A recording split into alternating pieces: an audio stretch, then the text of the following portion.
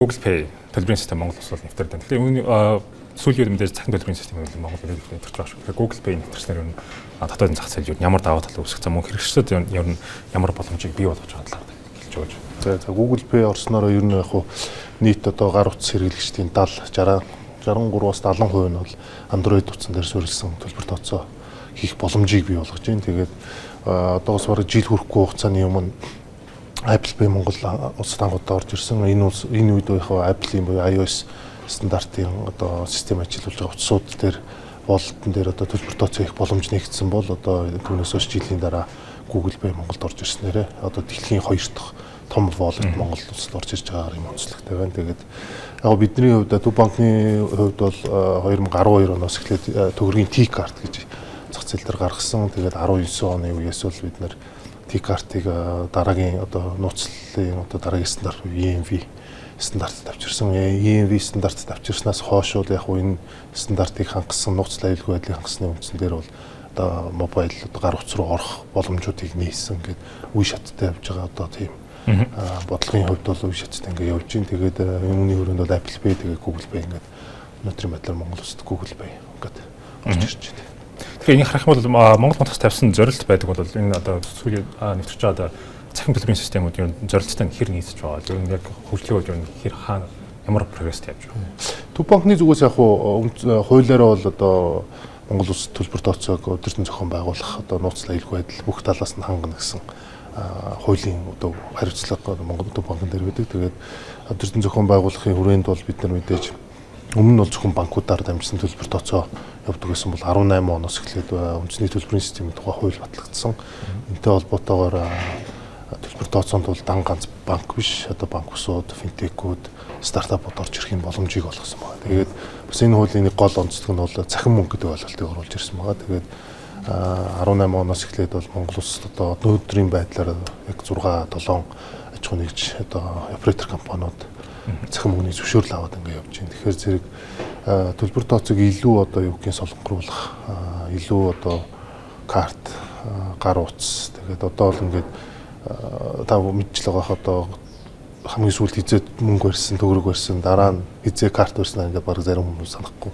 Энэ төвшөнд бол ерөнхийдөө Монгол улсын төлбөр тооцоо бол ингээд хөгжиж явж байна. Бүс нутгийн хувьд бол бас нэлээд дээгүүр үзүүлэлттэй. Нийт одоо ингээд яг төлбөр тооцоонд хэрэгжилж байгаа юу гэх юм нийт одоо гүйлгээний баг 97-8% нь бол цахимаар хийгдэх жишээ. Тэгэхээр зэрэг ер нь бол Монгол улс бол одоо төлбөр тооцоон дээр бол бараг л 100% ойрхон цахимчиж байгаа юм улсуудын нэг болоод Азад бол ингэ явж байгаа. Европын зарим нэгэн улсуудаас бол бараг хамаагүй өмнө гараад явж байгаа гэсэн үг. Тэгэхээр энэний хүрээнд бас ингэж цахимжиж байгаа одоо залуу иргэдэн гэх юм үү те одоо 35-аас доош насныхын бараг 60-аас илүү хувь нь ингэж эзэмшиж байгаа. Энэ улсад бол одоо юм шинэ юм технологи гэх юм уу те төлбөрийн хэрэгсэл ялангуяа өдөр тутам хэрэгжилж байгаа төлбөр тооцоотой холбоотой энэ цахимжилтын хурд бол сүүлийн үед бол их өндөр хурдтай байгаа. Энтэй холбогдож Төв банк бас бодлого зохицуулт тэгээд юу гэх дэд бүтцийн хувьд бол бид нэр гол анхаарлаа тавьж энэ дэд бүтц дээр суйрлаж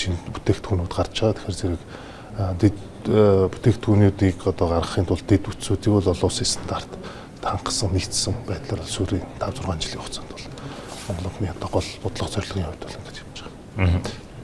Харах юм бол сайн хэлсэн мэдээ захимжлал бол гэдэг үг урдтай явж байгаа. Тэгэхээр нөгөө талаар харах юм бол мэдээж төлбөр тооцоо захимжснаар нөгөө мэдээж хүртээмжтэй байдал зам бол түншлэн бэлэн мөнгөний хэрэглээ багасгах нь ер нь бол ямар нэг эрсдэл дагуулж байгаа юм түншлэн энэ тал дээр ер нь бол ямар арга хэмжээ авах. Яг сүүлийн судалгаанууд дээр яг банкуд дээр ч юм уу гарч байгаа, финтекүүд дээр гарч байгаа тоонууд дээр бол ер нь 95-96-аас дээш хувь нь бол ингээд захимаар төлбөр тооцоо хийж байна.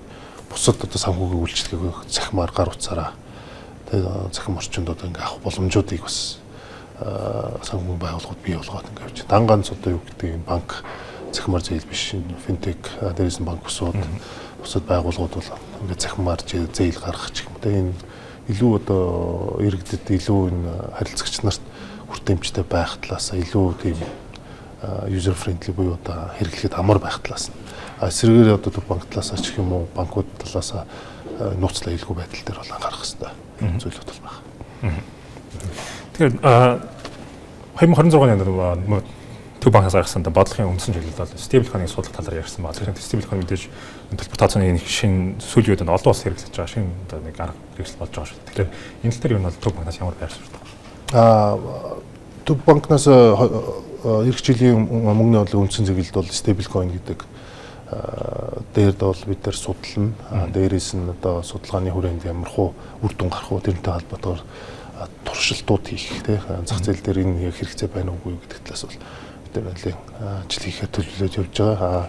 Яг сүүлийн 2-3 жилийн хугацаанд бол бид нар төв банкны захин мөнгө CBDC-г бол бас нэлээд хэмжээнд судлаад явсан. Тэгээ яг CBDC нь өөрөө Монголын одоо ингээд ийм захимжсан төлбөр тооцооны ийм 95-6-аас дээш хувьд гарцсан ийм одоо улсад яг энэ төв банкны захин мөнгө нь хэр оновчтой байх тал дээр бол бас яг эцэслэж одоо тийм бидний хүлээлттэй байсан хариу бол гараагүй. Тэгэхээр зэрэг бидний дараагийн одоо үе шат юу гэхээр зэрэг бусад дэлхийн төв банкнууд, бусад энэ санхүүгийн том байгууллагуудыг ярьж байгаа тренд нь бол ялчгүй стейблкойн байна. Тэгэхээр зэрэг блокчейн технологи дээр суурилсан одоо тийм стейблкойн буюу ард талд нь 100% баталгаажсан ч юм уу тийм ийм байдлаар одоо гаргах.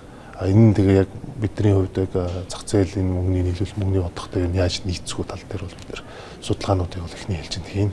Тэгээд дотоодын болон гадны одоо байгууллагууд ялангуяа энэ блокчейн технологиг ашиглаж байгаа зургуудтай бол бид нар илүү хойр ажиллаж туршилт хийх тий зах зээл дээр гаргахад бэлэн байдал гэх юм уу тэр талыг бол бид нар илүү анхаарч тэрний үндсэн дээр бол зах зээл дээр гаргах зөвшөөрөл дараагийн юмнууд бол хэрэгтэй явах хаа. Тэгэхээр харах юм бол стейблкойны ерөн зүгээр урдчилсан байдлаар харахад ер нь төлбөр тооцоод нэвтрүүлэхэд ер нь ямар даваа талууд бий болох юм бол ер нь яагаад судлаад байгаа юм бол олон улс ер нь ямар жишээг хандлага байдаг. Яг би бас түрүүнд өрчсөн 18 оны үндэсний төлбөрийн системийн тухай хуулийн дээр бол захин мөнгө гэдэг ойлголт байгаа. Захин мөнгөний шинжүүдийг бол өнөөдрийн гарч байгаа стейблкойны хувьд бол бараг л хангаж байгаа. Тэгэхээр зэрэг бид нар нэгдэлтэй бол юу гэдэг 18 оноос хойш ингээд юу гэдэг Monpay гэх юм уу, Toki гэх юм уу, HiPay гэх юм уу ийм воллетн дээр суурилсан энэ төлбөрийн тооцооны төлбөрийн захин мөнгнүүд бол хэрэглээд эхэлсэн. Яг уу стейблкойны хувьд бол мэдээж нөгөө технологийн хувьд бол арай өөр байх. Дээрээс нь яг энэ ард талд нь одоо яг бидний одоо төлбөрийн системийн хуулийн дээр бол нэгийг харьцах нэг тэгээ 100% баталгаажсан байх хэрэгтэй гэдэг. Тэгэхээр зах зээл дээр 100 төгрөг гарсан бол 100 төгрөг нь банкны даасан дээр аль нэг даасан дээр ингэж баталгаажиж фризлэгдэж байдаг. Бол стейблкойн гаргаснаар бид тэр артлын 100% баталгаажих мөнгө байх уу эсвэл одоо юу гэх токенized asset байх уу гэдэг тийм энэ тал дээр бол бид нар бас туршилтууд тэгээ Монголын одоо хууль эрх зүйн хувьд хайж нийцэх үү тийм тэгээд юу гэх юм бэ одоо барьцаа гэх юм уу энэ баталгааны юмныг нэлээд сайн судлахгүй бол бас хамаагүй хүн болгон гаргах тийм боломжийг бас бид нар харна. Тэгээд хэн боломжтой хэн чад одоо юу гэх юм санхүүгийн хувьд боломжтой технологийн хувьд чадамжтайнууд нь л гарах болов гэсэн. Мэдээж гараад явхад бол зах зээл ямар хон нөлөө үзүүлэх нь хамгийн чухал. Тэгэхээр зэрэг өнөөдрийн байгаа явж байгаа энэ захимжсан ийм одоо нэг юм энэ дээр бол яг шинээр орж ирээд хэр нөлөөлөх үү гэдэг бол их бас